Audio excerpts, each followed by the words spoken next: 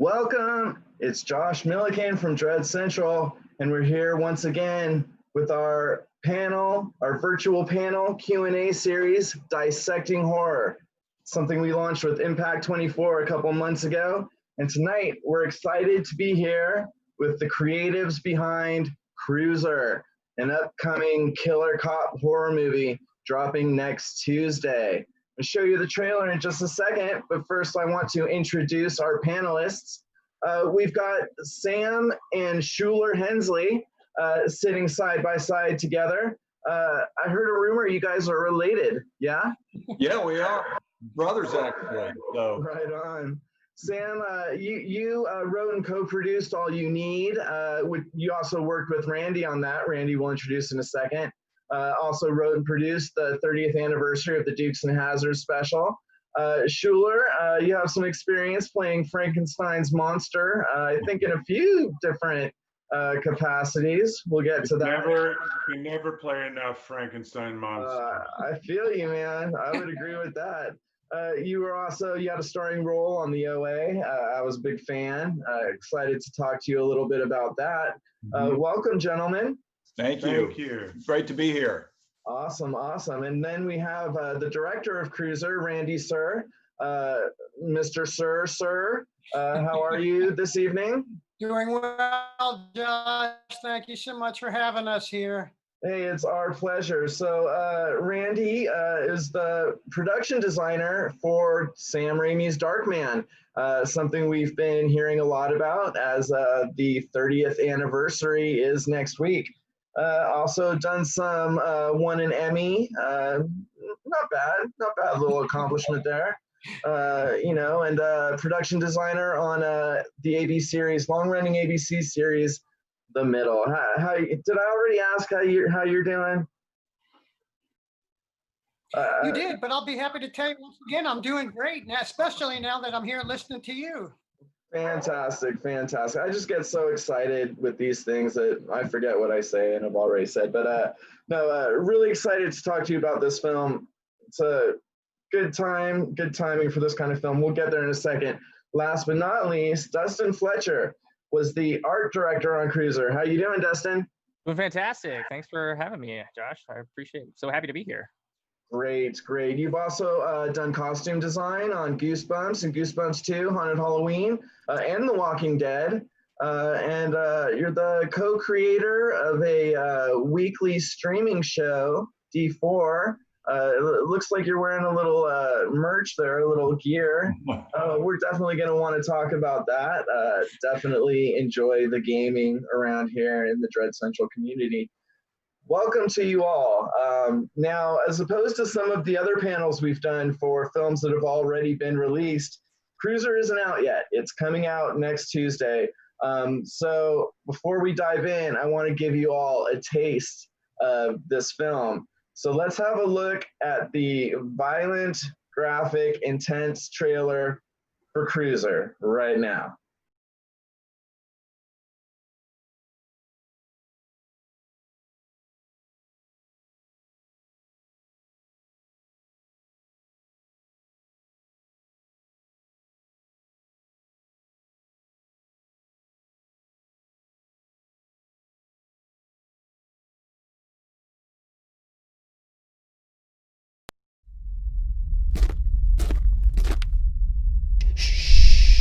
It's all right.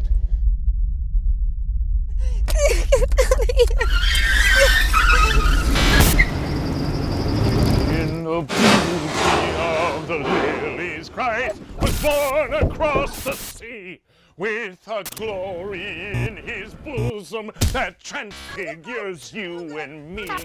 As he died to make men holy, let us live to make men free. Our God is marching on. Glory, glory, hallelujah. Glory, glory, hallelujah. Glory, glory, hallelujah. His truth, his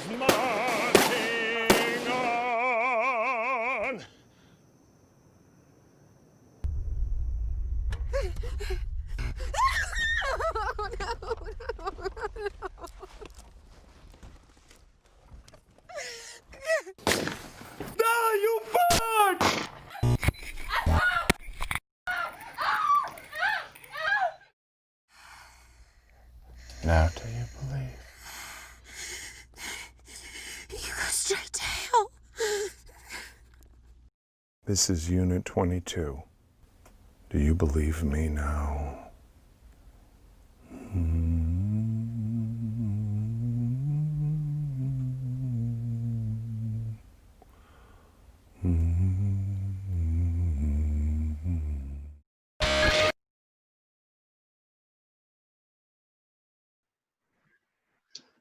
Yeah. Wow. So that was the trailer for Cruiser. Just take a moment to collect ourselves. A funny thing, though, that I want to mention, when the trailer was playing, I went over to check out the live stream. And you guys can't tell, but I knew Sam and Schuler are actually together on one camera. But our tech guy, John Condit, who's running tech, he's so cool. He actually cut them out as two separate. So like you guys wouldn't even have known that we're really only working with a few cameras. I am so impressed. Has nothing to do with Cruiser, except it explains why I was talking to both of you guys, introducing you both as at the same time during the intros. But funny little thing. But we're not here to talk about that. We're here to talk about Cruiser, an incredible film. I've seen it, even though you haven't yet because it's not released. And all I can say is what a perfect moment in time for a found footage horror movie about a killer cop. Randy, let's start with you because, or you and Sam together, I kind of would love it if you guys could give it back and forth. We were joking a little bit in the waiting room about, is it a coincidence or premonition that the country seems to have exploded over the violent actions of some truly terrible police officers right now? Is that enough? Get me off the hook here and say something meaningful. I think you have posed quite an interesting question that I think Sam and I have been pondering since the launch of Cruiser started to come out right about this time in our world. And a lot of what Cruiser, I hope, will give our audience a chance to think about is like the world we're living in right now. Is this all random? Or is this all preordained? Is this film coming out now because it's a random act? Or was it preordained? I don't have the answer to that. I hope that what Sam wrote and that what I tried to put on the screen is going to give people an opportunity to think a lot about what goes on in the film and what's going on in the world and in their lives today. I think it will. Yeah, Sam, since you wrote it, when did the idea first come to you? And I mean, did you feel that we were coming up on some sort of like breaking point where the representations of police officer in the news was becoming truly horrific? Well, I have to say, Josh, that actually the idea came to me before the current movement that we are seeing in this country in regard to police brutality and that obviously very serious issue. From a writer's standpoint, it occurred in one of those rare moments for a writer where it was, to me, a flash of inspiration. And I was literally working out on a elliptical bike in my house, flipping through an entertainment magazine. I do not remember which one it was. And I saw a famous actor, I don't remember who it was, in a police uniform. And it all kind of came to me at once, and including the idea of dealing with this story in a found footage way.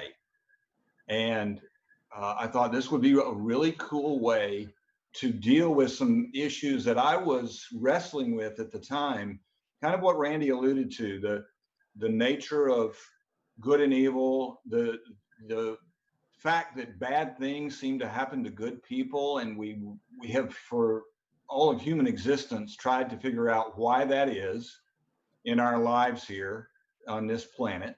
And how do we find an explanation for that? Is there an explanation for that? And I thought it was a really cool way to wrestle with that issue in the context of what I hope would be a very thrilling and yet disturbing horror movie. And I had never written anything in this genre. I've been a big fan of horror movies my entire life.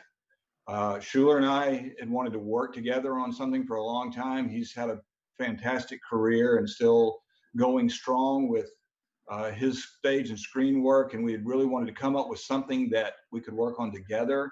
So that kind of fell into place as well. This was a great character, I thought, for him to play. He plays a lot of heavies in his career, although he likes to say that they're not evil, they're just misunderstood, which I think is a really cool way to approach this type of thing. So there were a lot of reasons why it all kind of came together for me and inspired me to write the script. And I wrote it in 4 days. So it kind of flowed out of me in a really exciting way. Yeah, one of the things I was going to ask is if, this was a project for you and your brother Schuler together, and you kind of answered that. So did you ever, you wrote it with Schuler in mind then, yeah? I did. And when I showed it to him, of course, his first reaction was, "You are a very sick person." And, but I considered that a compliment at the time. So, yeah, I definitely had it in mind. And again, that was a whole part of the inspiration for me to really dive into it. And I knew it was something we could potentially work on together. And it was also a way to try my hand at this genre. I love the horror genre. As I said, I love the subgenre of found footage. I've always thought that was really intriguing. And it inspired me to really jump in and try my hand at it. And of course, I immediately showed it to Randy, because he's such a brilliant director. You guys have worked together before. I'm sorry, what? You guys have worked together before. We've known each other for what, Randy, 25 years now? Maybe even a little longer than that. I won't get more specific. Yeah, no, we don't want to date ourselves. But yeah, he directed All You Need, which was a romantic comedy that I wrote. And we actually wrote it together and had a great time with that. So we've kind of been all over the map with our genres. And again, this was my first foray into horror. Randy's got a whole history in this genre, and not just with Darkman. That's really cool. So he was definitely the right person for the job on Cruiser. And Yeah. Josh, something that evolved that wasn't originally a part of the script, which, as you probably people have now heard in the trailer, is that Cruiser, well, he sings while he kills. That's something I wanted to bring up at some point. Yes, well, that was not part of the original story. I think that evolved as Sam and Schuler and I talked about the character of Cruiser and Schuler's talents, and how we saw Cruiser bringing to horror fans a new unsettling character. Really puts you really ill at ease when someone very calmly sings beautifully, to put himself in the appropriate place as he demonically chops people to pieces, not having a better way to put it. No, And I'm sure Schuler could speak to that as well. Well, I definitely want to talk to Schuler. You do have a history with horror, playing Frankenstein's monster, and for the first 20 minutes of Cruiser, there was one point where I was like, this guy Schuler, he's a great actor. He looks too much like the dad character or something, though. Well, I wonder why they didn't cast somebody who looked more demonic. And then I really started thinking, well, that's obviously part of it. It's that's on purpose. He doesn't look like the devil or the worst cop in the universe, and that's part of the character. Schuler, tell us how you approached Cruiser, and how maybe your past experiences in acting played into it. Yeah, my majority of past experience has been in the theater, and I usually I played Sammy thought I was kidding when I say I'm not bad I'm just misunderstood. But ultimately, that is the nature of human beings, or any kind of human. And psychotic people don't see themselves as bad. They see that they're right and everyone else is wrong. That's the nature of being a psychotic individual. So as an actor, you can't go into a character, or at least I can't go into it with preconceived notions. And I thought what Randy and Sam have said about this the idea of singing, is people want to be able to define something instantly. Oh, that's the villain. Like you said, I didn't look like that's exactly what I want, because ultimately I think the most, what gets under the skin most is when you think you know something and you don't, and it turns out to be different. Whereas the singing was just another element of keeping not only the victims off balance, but the audience off balance, so that the nature of the songs, it could be a children's lullaby, and then you end up committing a murder while singing a lullaby. It's the idea of using things that we are familiar with and think we know what they represent, and they don't. And I feel like that's really an element of true horror films that people talk about over the years and years. It's those undefinable moments, or the villains, or the characters that weren't at all what people were expecting them to be. And the other part of that too, I want to take off on what Shula just said. For me as a writer, is that a well-played villain like this, there's some truth to what they believe, what they're doing. I mean, look at even recently Thanos in Avengers, and Dustin's worked on Avengers. Sure. He had a point. He was the bad guy, but he had a point. Cruiser has a point to be made, even though he does it in a horrific way. And for me, as an audience member in a horror movie, that makes it even more chilling, that you can't totally disagree with what's going on. And what does that say about us? What does that say about me as an audience member, that I can relate to some degree with what this person is saying?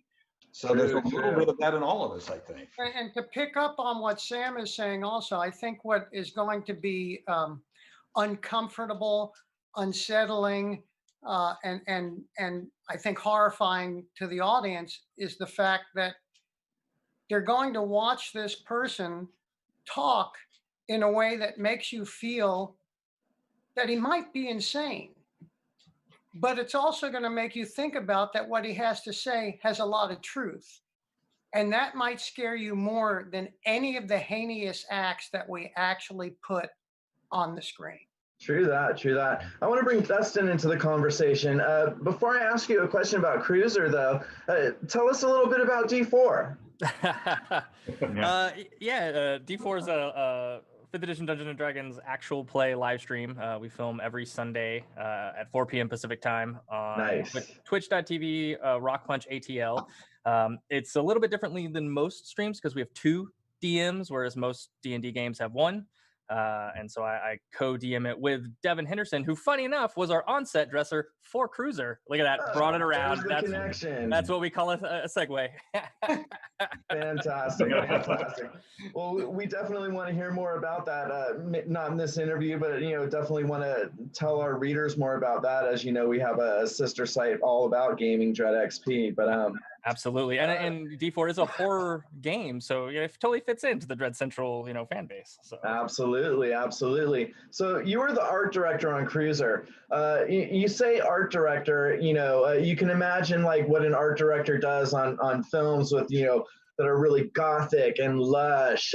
Cruiser is so raw and gritty and staticky.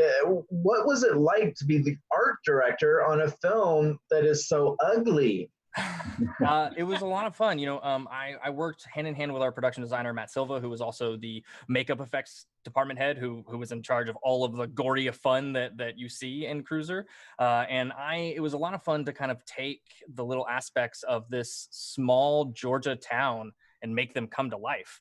To create these signs of the quickie save, where a lot of gore happens, and to really make it like, oh, this is totally a convenience store that I could see in the middle of nowhere on a rural roads, and really bring it to life. Randy is a production designer and knows what he wants, and it was a lot of fun to kind of get his vision and take that and make it real by building little set pieces, or even I think the biggest set of the entire movie is the cop car, and the interior of the cop car from the beginning of the movie until the end of the movie subtly changes, and adding those subtly changes in the art direction was a lot of fun to do and work with. Oh, fantastic. I got a couple more questions, and I'm just going to kind of ask them to the group. Whoever it rings with, please weigh in. I want to hear whoever is passionate about it, all of you, if that's what it is. But, like I said before about the timing of Cruiser being almost perfect here, we're at this tipping point as a society. It also feels like the time is right for a found footage resurgence. And I think it has to do with the protests, the way news was reported. And I also think it has a lot to do with the pandemic and how, we're all just kind of sitting at home. But at the same time, we live in this society where just about everything is recorded. And that was even kind of mentioned, I think, in Cruiser, where the character Cruiser mentions maybe not even needing a real live witness because there's an electronic medium that could serve just as good as being a witness. You've heard kind of my feelings on it, but I want to hear from you. Why is it such a perfect time for a found footage resurgence, and why was found footage the perfect medium for a movie like Cruiser? Well, I think, Josh, you hit the nail on the head with the ubiquitous nature of cameras in the world, and certainly in our country. Things that you never saw happen before, whether it be a car wreck or tornadoes or whatever, you can see hundreds of videos on YouTube about all of that now. So we are used to seeing just about everything that you can possibly record at your fingertips. And that whole theme intrigued me as well, as kind of a next step in this subgenre of horror, because the movies we'd seen previously, whether it be the Blair Witch Project or so forth, it depended on a single camera that might be a little unwieldy in the story. And one of the reasons I wanted to try my hand at this particular story in this particular genre is, for me personally, there comes a point in almost every found footage movie, horror movie, where you say to yourself, why are they still filming? Why are they still videoing instead of dropping that damn camera and running for their lives? And I wanted to find a way where that never pulled us out of the story. Yeah, and well done. The ubiquitous nature of cameras, and especially in a cop setting, in a police setting, both inside and outside the car, and there's some other cameras that we utilize to tell the story. But I think we accomplished that goal of never having to ask ourselves, why are we still seeing this when the cameras are part of the story? So that was another reason I wanted to jump into this genre with this particular story. I know Randy's probably got thoughts on this as well, but for me, that was the reason I wanted to tell the story in this medium with this type of genre in the horror film world. Well, Josh, right now I feel like we all live in a world where we're constantly looking through the peephole in a door. We're watching the outside world, the inside world, the world around us, everything that's happening through a fish-eyed lens that is coming at us 24 hours a day. And that's part of what's going on in this over the course of one night. the part of that that's unique about Cruiser as a found footage film is the way Sam and I set it up is this is not one camera running constantly from one perspective of one character. We set it up that police went around, as we've seen in many films and in real life now, and found all the places that Cruiser has gone to and all the cameras that would give access to seeing what happened and clues into this man, his acts, his thinking, and how he could be captured. And in the opening of the film, we let people know that this film was put together by the police in order to help capture this perpetrator. And it was put together in such a fashion that they took the footage and gave it to actual professional editors to put together a flow that would allow people to watch this in succession and possibly find ways to bring justice to him.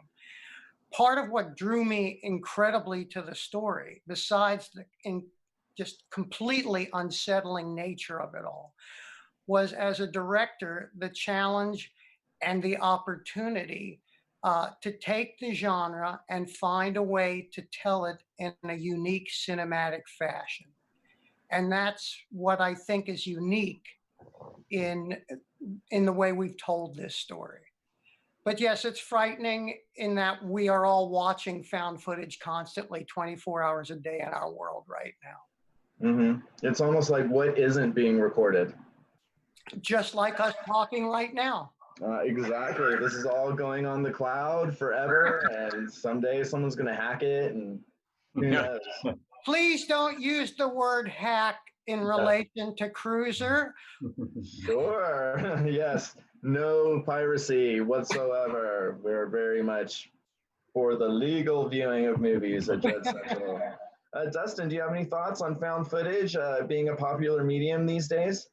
It's such a fun, unique way to do things, and it, especially filming Cruiser, especially from an art department standpoint, knowing that the, playing what's to camera, you're not going to be playing over the shoulder, seeing what's in that scene. It's going to be high and angled down. So we had to make sure that, when we were dressing a set or when we were dressing a scene, we wanted to make sure it was going to be seen in the cameras, because there's no steady cam, there's no, dolly shots. It is all found footage style. And so it's such a fun, unique way to do a film. And it was definitely one of the things that I loved most going into this, and like reading the script and going, oh man, this is going to be such a great film to make, especially knowing that it's going to be found footage style instead of, your standard, way to shoot things.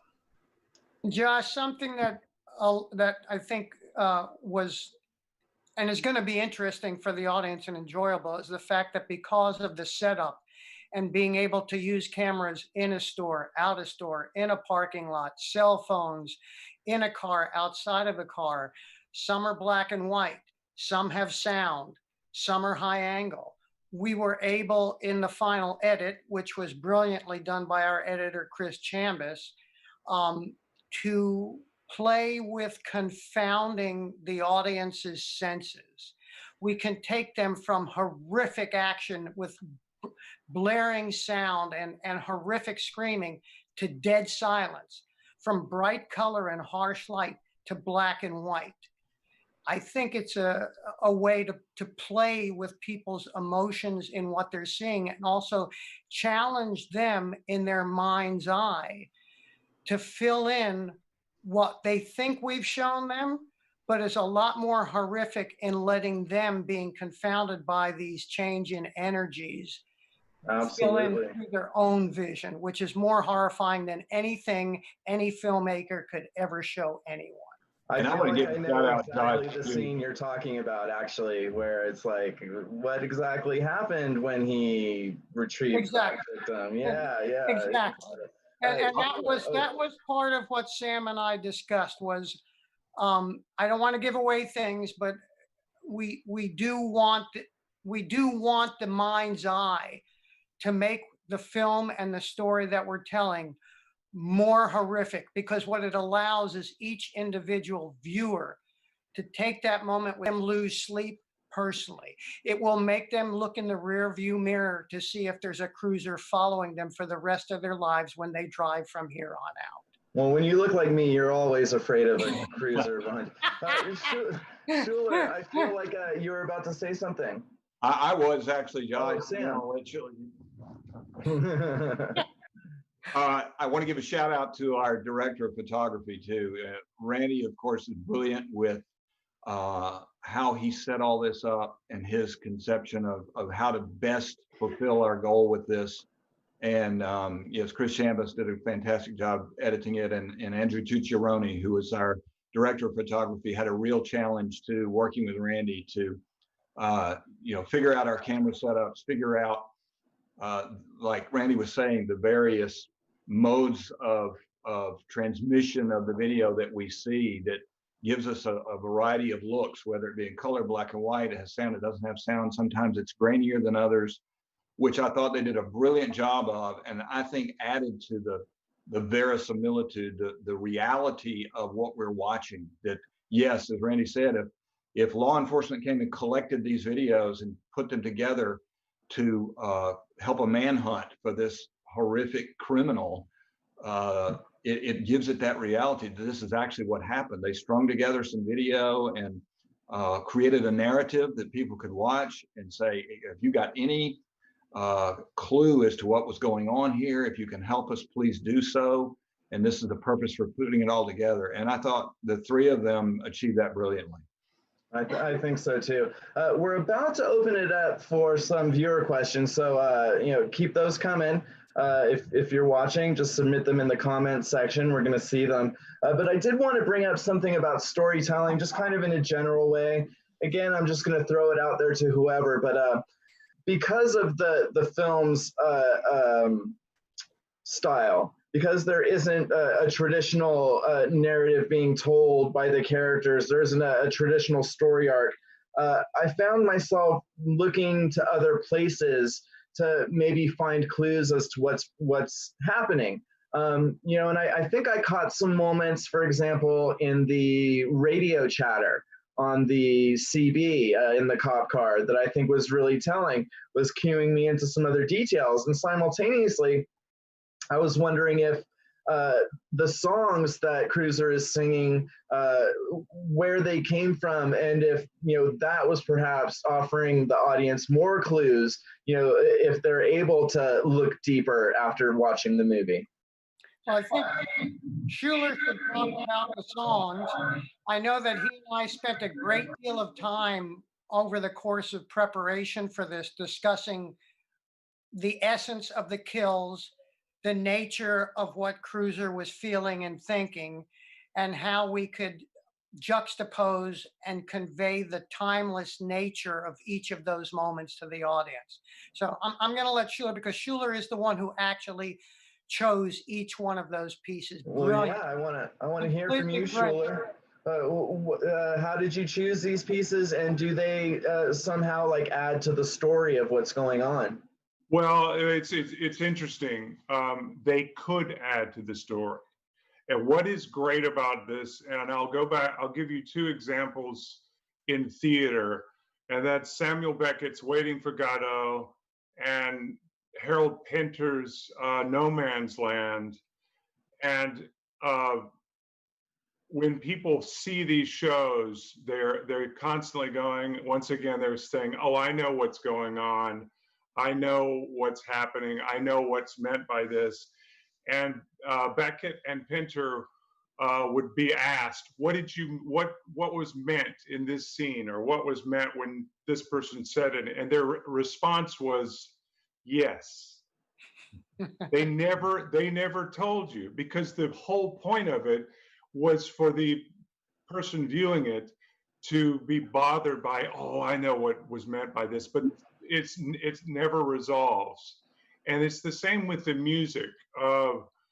I've come from an opera background. I've come from classical music, and a lot of the songs are in Italian, German, other languages, and the poetry when translated could very well fit into the scenario of what is happening within the show. It could, and it couldn't. It's like Randy was talking earlier about being preordained. I think because of all the things that are left to the viewer, they are nuggets if you know what the translation is, and they're also there to completely put you off balance.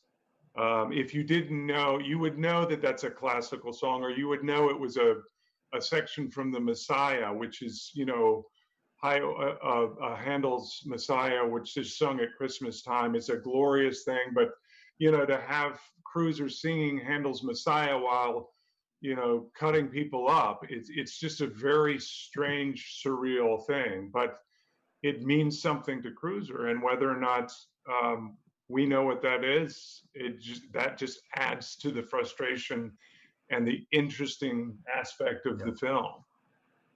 Yeah, I think that's a really good point, and something that we strive for. And like Schuler said, he's a classically trained opera singer, which is another reason why we wanted to utilize that talent in a horror movie in this way, like he just described, to not explain everything to the audience, but to make them take them to the edge of frustration. I got to know more about why is he doing this? Somebody please explain why this is happening. And it goes back to our whole theme about why do these things happen? And some of it is just a terrible mystery, and we all deal with it at some point in our lives. And the people in this movie deal with it in a very immediate and terrible way over the course of one night in this small Georgia town, but we all deal with it in some way, some form or fashion during our lifetime. And that's the mystery of why life is the way it is. And it's a mystery in Cruiser as to why he's doing this. And the fact that some of the songs are in a language we may not speak, and they don't make sense to us in the moment, but they make sense to him. And that just adds to the creepiness, I think, of who he is and why he's doing what he's doing. Fantastic. I just love the fact that I love films like that are kind of like onions. You peel back the layers more and more. I mean, I'm sure that if I went through and I did a transcript of everything that was going on the radio, it would add pieces to the puzzle. I'm sure if I could translate some of the foreign language, moments that some sort of Aramaic or something, that would add to it. Not knowing adds to it. Well done. Very powerful movie. It's not for everyone, but if you can really handle being shook, then I definitely recommend it. We've got enough questions from the audience where there's something for all of you. And I definitely want to dive in for the people who are sticking it out. Schuler, you actually got a couple people asking you about Van Helsing, got some Van Helsing fans. Someone asked, do you have any funny behind the scenes memories you can share? And someone else asked about how long it took to get you made up as Frankenstein or Frankenstein's monster. Well, it's interesting because prior to going on, we were all showing some monster memorabilia, and I actually have a lot of my costume from Van Helsing, including Frankenstein monster's hands, which Greg Canham did the makeup. And, people who know monsters and Greg Canham, my makeup took about 7.5 hours. It was around 25 prosthetic pieces. And I also wore leg extension. So I was around 7'4" as the monster, but I learned to run. I was living in New York, so I would put these leg extensions on and run through Central Park, and no one cared. It was great. They didn't ask. It's New York. People like, that guy's crazy. So it was a perfect scenario. But yeah, the set was great. I spent most of my filming from 10 o'clock at night to 4 in the morning till sunrise because of the nature of shooting in Prague too, which if you haven't been to Prague, it's basically hang lights and you've got a monster set because the city's amazing. Fantastic, fantastic. Any fun behind the scenes story? You and Hugh getting drunk or anything? Oh, well, it's Prague and absinthe. Absinthe does things to people. No, but what's interesting is at the time there were probably 4 movies being shot there at the same time. Wow. And I would. At the time, Christina Aguilera's song "I Am Beautiful" came out, so we have a great bloopers reel. I have a copy of it, and I should give it to you guys because the behind the scenes stuff is hysterical in terms of Frankenstein singing "I'm beautiful no matter what they say." Oh, well, I tell you what, I've got your email, or you got mine too, I think. Hit me up with some of those bloopers, because I mean, we got a couple Van Helsing questions. That means people want to see it. So send those links my way, and we'll give the people what they want. Done. Fantastic. Thank you, Schuler. Dustin, you're the art director on Cruiser. Can you talk about what some of your jobs were as the art director? Some people might not even really know what an art director's job is. Yeah, so like I said, I worked hand in hand with the production designer, Matt Silva, and I basically am in charge of the art department and oversee the pretty much, especially on Cruiser, it was overlooking and working with the prop master, Derek Vinner, the lead man for set dressing, Joe Hernandez, and like I said, Devin, the on-set dresser, Devin Henderson, and just, making sure that we have all of the things that make the film look like it's supposed to look like the small town of Gladden that it takes place in, and working with our graphic designer, Jim Ware, who custom made all of the fun stuff for us, even down to we made our own beer for people to drink. And anytime you see people like throwing down beer, it's this fake Jimmy Brew, and we had so much of it. I had cans of soda that we had relabeled with Jimmy Brew, and for a good few months after we finished filming, I was drinking Jimmy Brew sodas because we made so many of them. And it's fun things like that, getting to really bring the vision to life with the sets and the set deck and the set dressings and the props and all of that. But I'm only as good as my team, and we had some of the best art department team out there, and I could not have done it without Matt, Aaron, and all of my team to really bring this together. Fantastic.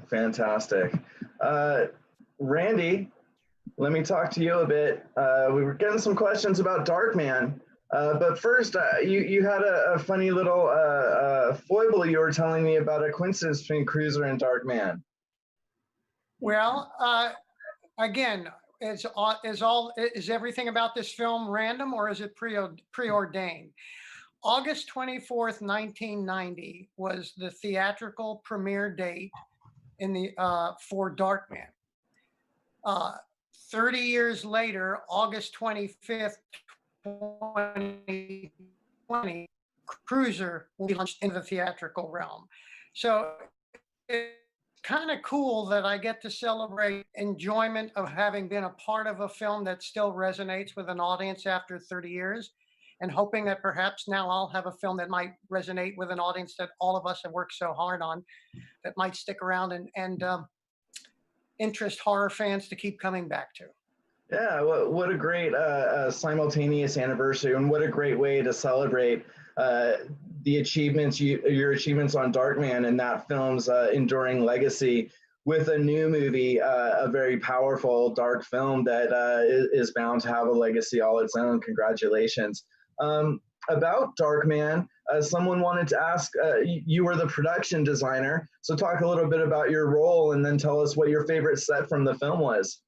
Well, production designer is basically responsible for the look of the film, the sets, the locations, coordinating with wardrobe, anything that goes in front of the camera, the feel, the style, the elements are what you oversee. You're basically like an architect. You design, you execute construction, You have set decorators who I was fortunate enough to basically work most of my career with.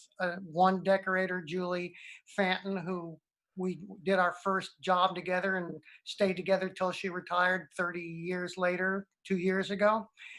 My favorite set definitely was Cruiser's warehouse laboratory. That was a completely constructed set.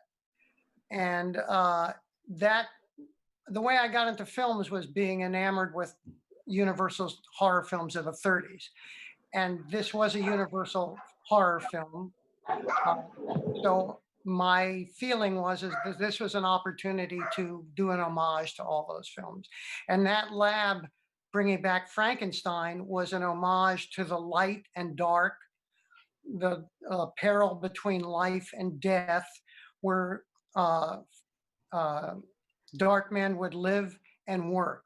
He was developing a skin formula that he hoped would one day allow him to exist and it wouldn't fade in the light.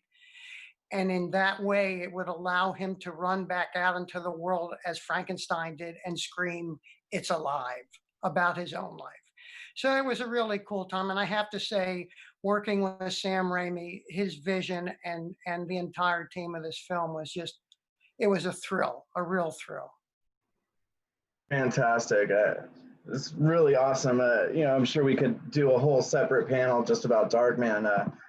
But no, it's really fun to see how a film that for a lot of people, no one really, it seems like no one really knew what to do with the film at the time. It didn't fill any conventional, didn't fit a conventional genre. How do you feel about all the love the film's getting on its 30th anniversary?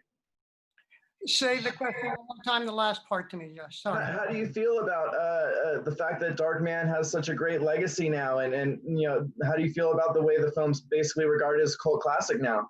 I think it's completely well deserved. I think Sam's vision of creating what was true for the first time to a dark comic book. We didn't have a happy ending. We had a horror character who was a superhero. I think those things brought a unique and new way of telling stories in the horror and the comic book world and combine them to allow film to go forward to tell a lot of what we're seeing in the Avengers and all those amazing films now. I think it was the first and the foothold to that. And I'm proud to have been a part of it. I think any filmmaker in any element of a film would be an understatement to say that they are honored, proud, and just in a lot of ways shocked in the surreal nature of having a film that has resonated with audiences for 30 years. Fantastic. Sam, got questions for you. Haven't been ignoring you. Let me see here. You mentioned that you're a big fan of found footage horror movies. Tell us a few of your favorites and why they impressed you. Well, I would have to say, and I think I mentioned it before, one of the seminal found footage movies was, of course, the Blair Witch Project. And that really left its mark on me when I saw it in the theaters. I thought I was seeing something that was, at the time, a very novel idea. I remember seeing the marketing for the movie was terrific. I remember seeing posters on college campuses. Have you seen these people, the characters in the movie that went missing? So a lot of people thought it was real and it was more of a documentary. I said, this is a brilliant way to tell a story. So that was obviously a seminal movie in this, what I call a subgenre of horror. And then there have been others that you wouldn't have thought would lend itself well to a found footage treatment, Cloverfield being one of them, which is actually a great kind of Godzilla movie, but told in a found footage way. And I thought that was brilliantly done. So those are two of my very favorites.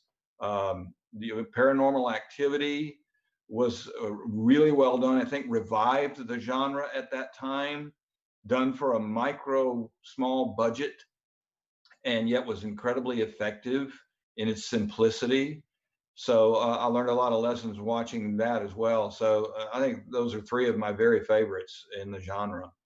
And I'd say those are three of probably the most important found footage films of the subgenre. No, excellent. If you haven't seen those three films, if you're ever on the fence about found footage, just go revisit those three films and see what can be accomplished when it's done right, and then see Cruiser and see how great it is and how it fits into that genre. Fantastic, well done. Dustin, someone looked you up on IMDb, I guess, and saw that you were the costume designer on a set of Lovecraft Country, which just premiered on HBO, getting tremendous amount of buzz. Tell us what you did on Lovecraft Country and anything else you can tell us about the show. Costumer, not costume designer. Okay. Put that out there. Incredible costume designer, Dana Pink, who I did Bad Boys for Life with, and brought me over. I was only able to do the first episode of Lovecraft Country because my normal show that I do, Black Lightning, was starting back up, and I had to unfortunately make the hard decision to leave Lovecraft Country to go dress a superhero, which I mean I guess isn't a bad thing to choose from, but it was so much fun, and it was such an incredible script and story that it is phenomenal. The storytelling that they did over there, the genre of taking H.P. Lovecraft, who is known for being an extreme racist, and turning that around, and the books that it's based off of, Lovecraft Country is based off of, is such an incredible story and novel, and the show does it such good justice, which, you know, is hit or miss in this world where you have a film adaptation or a show adaptation that just kind of changes everything about the story, where Lovecraft Country is pretty true to the base material, and it was lots of fun, lots of blood, lots of gore, lots of monsters, which I love. I love monsters and gore, and love working on them so much. I got to, like I said, I got to play with a lot of blood on Cruiser, and it was a lot of fun. But it's been fun to stick with that genre. Doing both Goosebumps films, both under Judiana Makovsky, who then went on to do. I went and did Civil War with her, Captain America: Civil War, and then went on to Avengers as well, and then Goosebumps 2, which was Sal Perez, who I'm actually was in the middle of a show before we got shut down for COVID.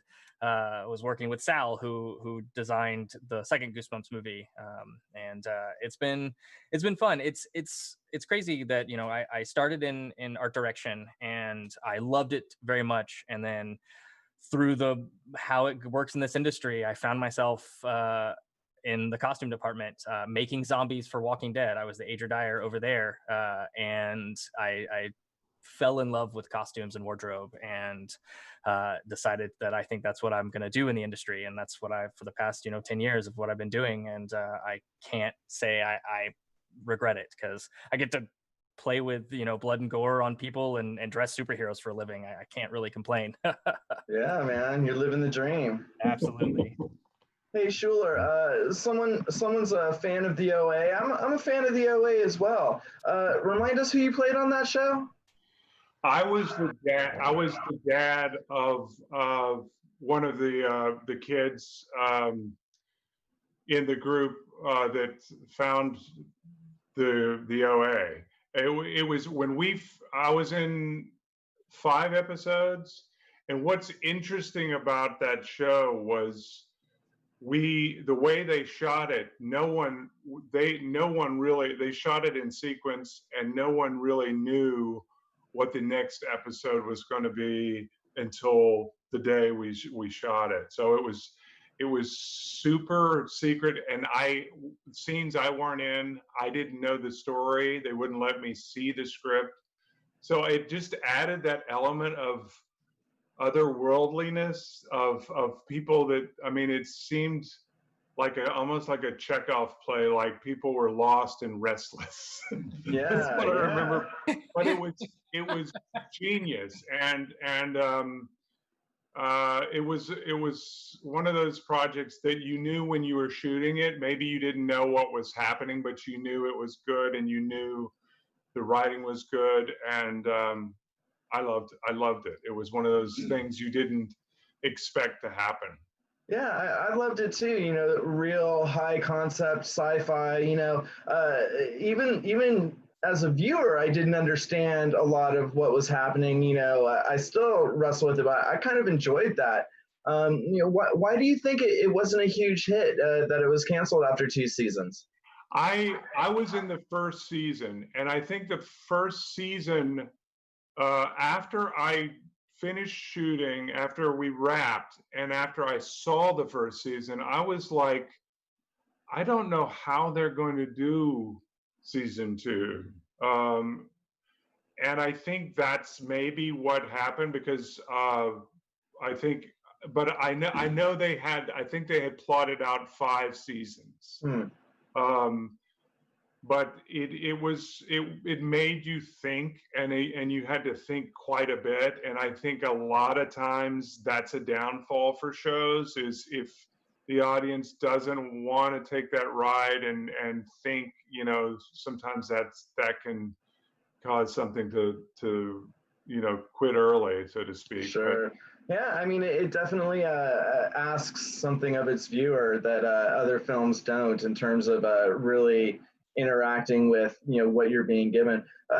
Thanks for answering, though. You know, you answered a lot more than I really asked, and I appreciate that, because I was wondering. Those are some of the things I was actually wondering. Listen, guys, we're nearing the end of our hour. But I want to check in with each of you one more time and give you a chance to tell us something about Cruiser and why we should be really excited to check it out on VOD this Tuesday, August 25th. Let's start with you, Sam. Well, I just want to say, Josh, we've done it right, and I think we have. It's going to be a crazy ride. Buckle up.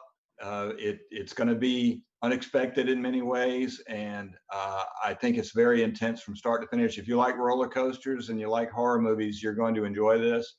And I also want to say, and I hope it's been apparent in our discussion here with everybody participating and everybody else that was involved with the movie, this was a real family environment despite the subject matter, and maybe that's what brought everybody closer. It was a very intense filmmaking experience. I think they all wanted to hack me up, because I wrote a script that required 16 straight nights of shooting, and that's always a challenge, but it was a true family effort. I want to give a shout out to my sister Nivan, our sister, who was a great actress in her own right and is actually the voice of the dispatcher throughout the movie. Fantastic.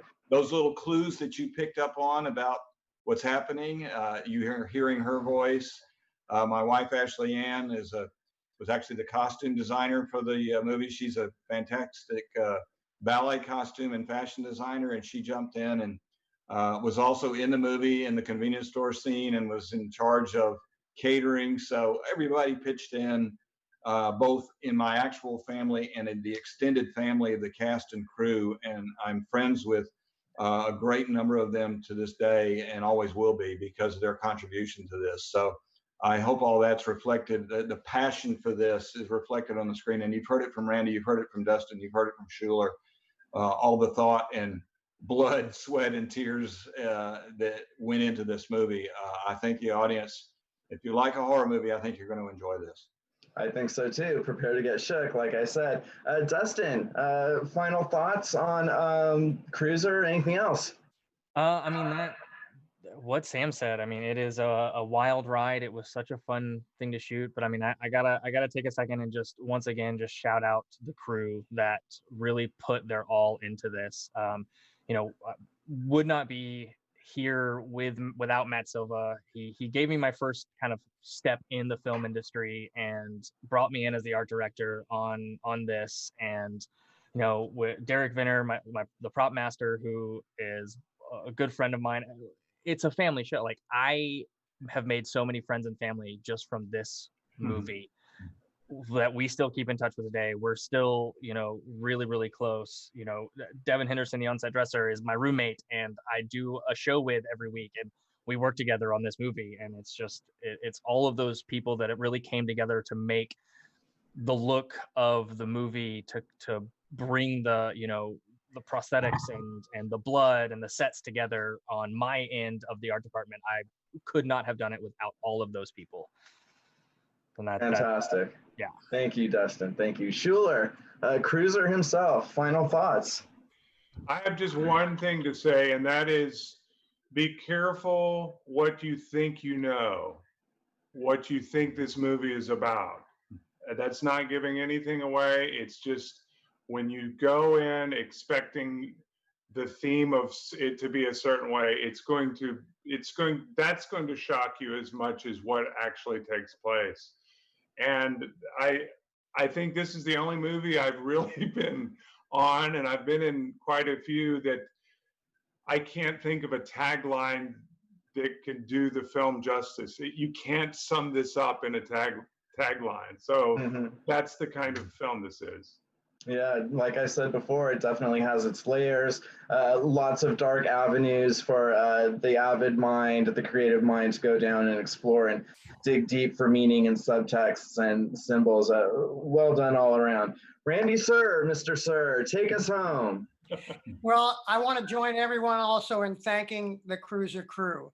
I'm a fairly demanding person when it comes to my work and to what I want to bring to people in an audience. And everyone jumped on the bandwagon and just joined in on that wild ride that we all experienced, especially with Andrew Tucciaroni and my relationship with him, and in his creating a world that I think is going to just capture people in the reality and in the audacity of someone to have to live in that world. And also to Laurie Beth Sykes, who portrays the poor woman trapped in the back seat of the Hera. Her performance is not a performance. Her performance is going to make you want to jump out of your skin at the horrors she goes through and the bravery in how she deals with it. Watch her and watch it. As far as people seeing the film, I think we're going to give you an opportunity to be scared in a very different way. You're going to be frightened by what you see. You're going to have to turn away from what you're seeing. You're going to envision more than we show you. But unfortunately, you're also going to think. During this whole movie, you're going to think while you're being frightened.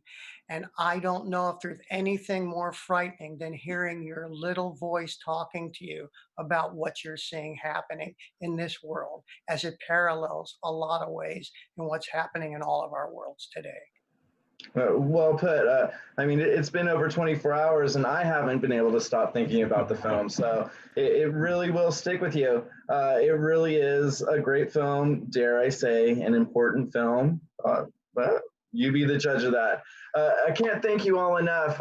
Thank you to my panelists, Sam and Schuler, Hensley, Randy Sir, Dustin Fletcher, the creatives behind Cruiser on VOD, 20-some platforms this Tuesday, August 25th. You're going to want to check it out. I want to thank everyone at Dread Central, my team at Dread Central, our partners at Impact 24 for bringing us all together. And everyone who tuned in, everyone who submitted your wonderful, thoughtful questions, and everyone who stopped by just to share some of your time with us. Again, I'm Josh Milliken from Dread Central, and this has been all about Cruiser. See it this Tuesday, Cruiser on VOD. Good night, everyone.